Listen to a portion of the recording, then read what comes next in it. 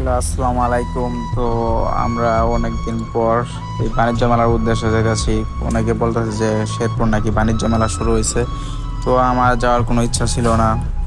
হুট করে আমার যে বন্ধুগুলো আছে তারা হুট করে আমার দোকানে গিয়ে বলতেছে, বন্ধু চল শেরপুর বাণিজ্য মেলা যাই।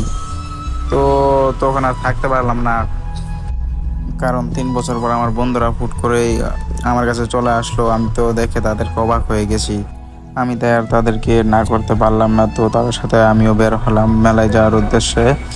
তো মেলার যাওয়ার সময় আমার বন্ধুরা আমাকে বলতেছে, বন্ধু তুই তো দেখি ব্যবসা বাণিজ্য ভালোই করতেছিস, তো তোর তো দেখি ঘোরাফেরার সময় হয় না। পরে আমি বললাম যে হ্যাঁ, আমার তো ঘোরাফেরার সময় হয় না।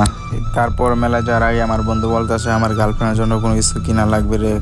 পরে আমি বললাম যে আচ্ছা, সমস্যা নেই, তোর গার্লফ্রেন্ডের জন্য কী কী কিনা লাগবে সব কিছুই কিনিস, ওইসব কোনো ব্যাপার না। আপনারা আসল মজাই পাবেন মেলার ভিতরে যাওয়ার পর, বাট আপনারা ভিডিওটি স্কিপ করবেন না। যদি স্কিপ করেন তাহলে আমাদের সাথে মজাগুলো কাটাতে পারবেন না। তো কথা বলতে বলতে আমরা প্রায় বাণিজ্য মেলায় চলেই আসলাম। তো অবশেষে আমরা বাণিজ্য মেলাতে চলে আসলাম। তো মেলাতে চলে আসার পরে আমরা গাড়ি পার্কিং করলাম। গাড়ি পার্কিং করে আমরা ঢুকে পড়লাম মেলার ভিতরে। মেলার ভিতরে ঢোকার সাথে আমার বন্ধু শাকিল বলতেছে যে আমার গার্লফ্রেন্ডের জন্য চল আগে কোনো কিছু কিনি। তো কেনার জন্য শাকিল বলতেছে সামনে কিছু দোকান আছে, চল ওইদিকে যাই একটু দেখে আসে যে কোনো কিছু কিনতে পারে কিনা।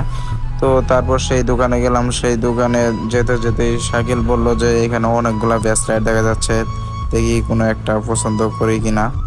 তো ব্যাসলাইটটি দেখতে একটি সাথে একটা রমণী আসছিল, রমণীটি আবার চলে গেল। রমণীটি আসছিল মনে হয়তো কোনো কিছু কিনতে, এই দোকানে আমাদের দেখে সে আবার চলে গেল।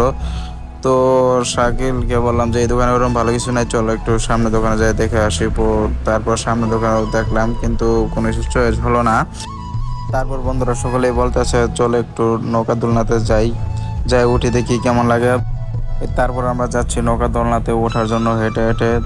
তো এখন মেলার শুরুতে তো মাত্র 2 থেকে 3 দিন হলো, এই জন্য লোকজন অনেকই কম।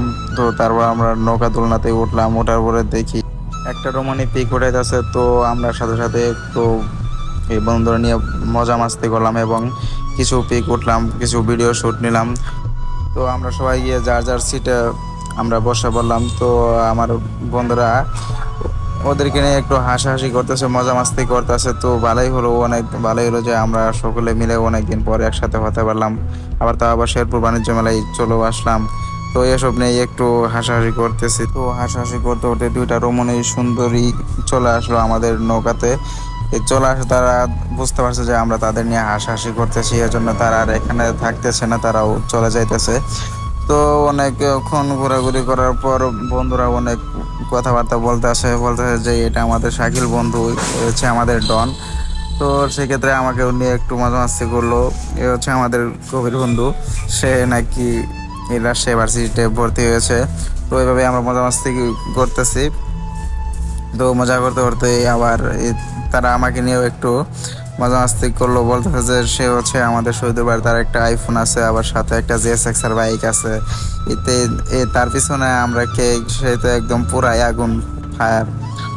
তো তারপর অনেক মজা মাস্তি করলাম, করার পরে আর বন্ধুরা সবাই বলতেছে চল একটু ভূতের বাড়ি গিয়ে ঘুরে আসি, যে ভূতের বাড়িতে আসলে মূলত কি থাকে ওইখানে, যে নাম দিছে যে ভূতের বাড়ি। তো ভূতের বাড়িতে যাওয়ার জন্য আমরা প্রস্তুত হলাম। তো সেখানে গেলাম, যাই ভিতরে একটু দেখাশোনা করলাম যে না, ভিতরে ওরকম কিছুই নেই, এমনিতে আর কি নাম দিচ্ছে যে ভূতের বাড়ি। আজকে ভিডিওটি অনেক লম্বা হয়ে গেছে, তো আমাদের সাথে থাকার জন্য আপনাদেরকে অসংখ্য ধন্যবাদ। আজকের ভিডিওটি এ পর্যন্ত থাকছে। আল্লাহ হাফেজ।